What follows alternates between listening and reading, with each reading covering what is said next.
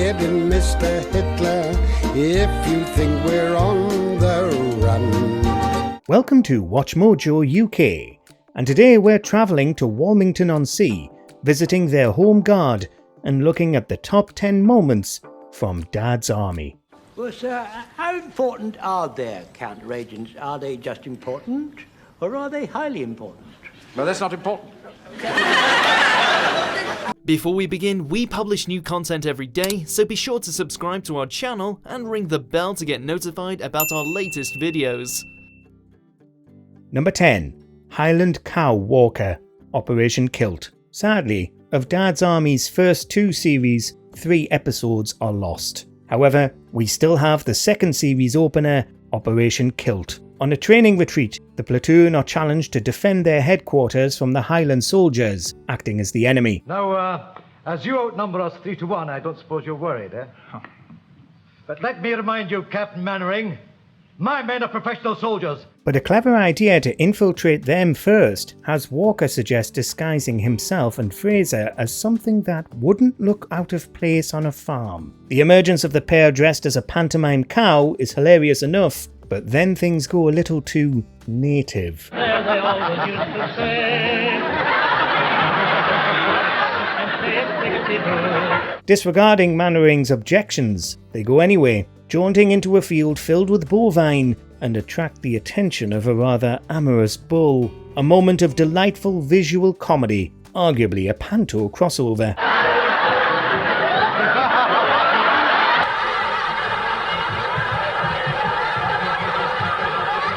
Number 9. Spelling It Out, The Man and the Hour.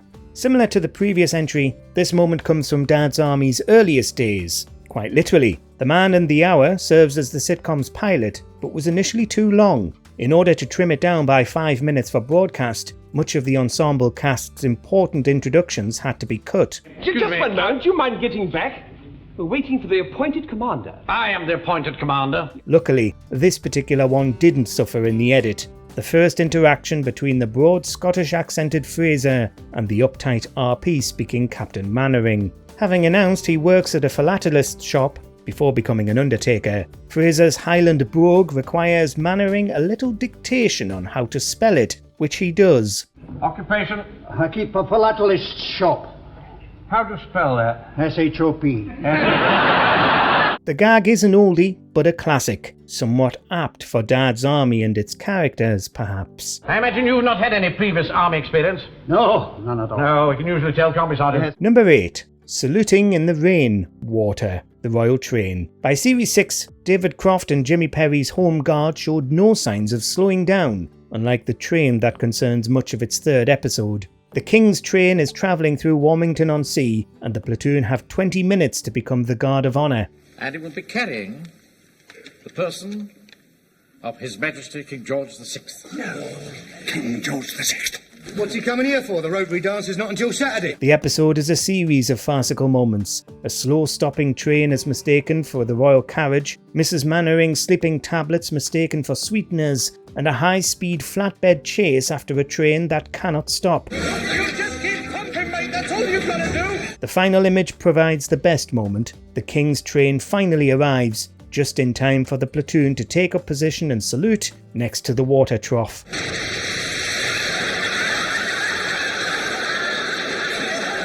We might only have been watching, but we're out of breath by the end. Number 7. The Almost Affair, Mum's Army. A slight change of tone occurs in Series 4's Mum's Army. The premise is somewhat evident in the episode's title, Mainwaring opening up the male-only Walmington-on-Sea Home Guard to include women. Bring them along tomorrow night. We only need a handful, and with proper training, they'll release us, the frontline fighting troops, to grapple with the enemy. Of course, there is certainly plenty of laughs to be had in the onboarding interviews, and the captain's various commands for his lusty platoon members to rein it in, but the irony of Mainwaring falling for Mrs. Fiona Gray quickly passes comedy into melancholy, showcasing that he is, in fact, a very lonely man, one who is prepared to shun his pristine reputation just to hold on to his newfound affections. Be sensible, George. You can't afford scandal and tittle-tattle. I tell you, I don't care. But there's the bank. Damn the bloody bank. The final moment of an unrequited Mainwaring watching Fiona leave town is heartbreaking. and powerfully dramatic. Promise you'll write. Very well. I promise. Number 6. Putting out the fire, Under Fire. The original version of Series 2's final episode, Under Fire, is one of the 3 episodes lost to time. However, in 2019 they were remade with a new cast, but the original scripts.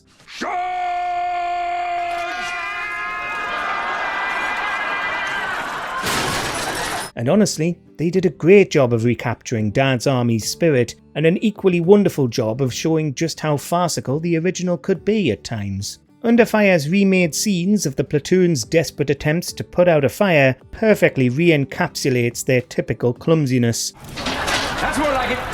Water on. Right, sir. We have to tip our berets to Kevin Eldon's physical comedy here, as his flailing really embodies Clive Dunn's Corporal Jones. Okay, nothing really can replace the original, but the remakes certainly get close enough, and further enhance how brilliant the writing was. And every sandbag you can lay your hands on! Number 5. Nothing in It, Guerrilla Warfare. We're back to resident Barra Islander, and now Undertaker, Private James Fraser. Actor John Laurie, who had actually served in the Home Guard, breathed eccentricity into the former Chief Petty Officer, with memorable catchphrases of "We're doomed" and "rubbish" with many R's. But these are rare one-liners compared to his long rambling tales. With the platoon having been chased and trapped in a barn by, apparently, a gorilla, the ever-dour Fraser unsurprisingly has the story of the Auld Empty Barn on hand as a tale to help everyone relax for the night. Did you ever hear the story of the Auld Empty Barn? No. Would you like to hear the story of the Auld Empty Barn? After much build, it's not quite the long-winded yarn we expected, but an uncharacteristic joke, characteristically delivered with the wide-eyed aggression only Laurie, as Fraser, could. The story of the Auld Empty Barn. Well, there was nothing in it. Number 4. Mirror Universe Mainwaring, Christmas Special, My Brother and I. We're sticking with Fraser for a wee while longer, and another scene with Arthur Lowe's Mainwaring, just not the one we're expecting. We were already used to Captain George Mainwaring's stony face, but, as it seems, he has a brother, Barry, who, as an outgoing alcoholic businessman, is quite the opposite of our uptight authoritative bank manager Captain, or as Barry calls him, Poorface. Oh, Poorface comes up and he says, "Hey, I'm having that watch," he said. Of course, it has to be Fraser who meets him first, and gets some sordid details about his commander, much to his and our delight. Before I knew what was happening, before it had dawned on me what was going on, old Poorface had nicked it. Arthur Lowe expressed disappointment that the character didn't reappear, and Pike actor Ian Lavender felt this was a real changing point for the show. That's what I've come for. That watch. You're not having it. Number 3. Respectful in Disrespect, A Soldier's Farewell. By Series 5, Dad's Army was well established as a consistent and family-friendly comedy. We believed we'd gotten to know the characters very well. However, A Soldier's Farewell proved to be more of a character study, and a very good one, on a character we thought we couldn't learn more about, Captain Mainwaring. Hello, Napoleon. Been taking your Boy Scouts on and outing, have you? It also hosts a plethora of great and memorable moments. Some are as expected, such as his frustration over the platoon's lack of respect and good behaviour, and some more metaphysical, and take Hodge's assertion literally. Wellington is waiting for you to sign the surrender. Oh, very well. But first, I must say farewell to my troops. Mainwaring dreams he is Napoleon Bonaparte, somehow adding an extra layer of humanity to the Home Guard commander, and once again, a brutally honest final scene reflecting on how his life has stagnated. Why were you late last night? I'm not speaking to you today. Number 2. The Conchi, Branded. Co-writer and creator Jimmy Perry considers this Series 3 episode as his favourite. We've already seen with Mum's Army how the show could risk presenting more serious moments without sacrificing its comedy, but the bittersweet episode Branded had already proven it. If I couldn't bring myself to kill that mouse, how could I possibly kill a German?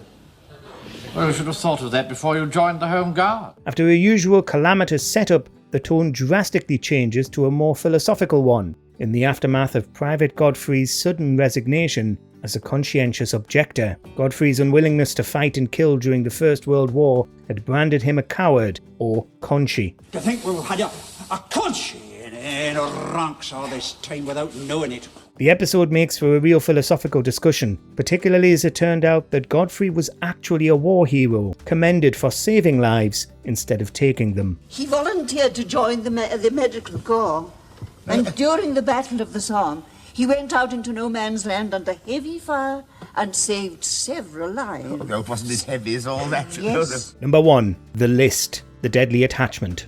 Is it ironic that a list tops this list? It's probably not surprising, as The Deadly Attachment is often touted as providing one of the best comedy moments of TV, not just Dad's Army. Of course, it's the hilarious exchange between Pike... I'm making notes, Captain. And your name will go on the list. Mainwaring, and a prisoner German U-boat captain who likes to keep a list of all those who wronged him during the war. Mainwaring comparing Hitler to Charlie Chaplin has already landed him on it, but poor Pike only ends up listed by singing a derogatory song and his captain inadvertently giving away his name. Your name will also go on the list.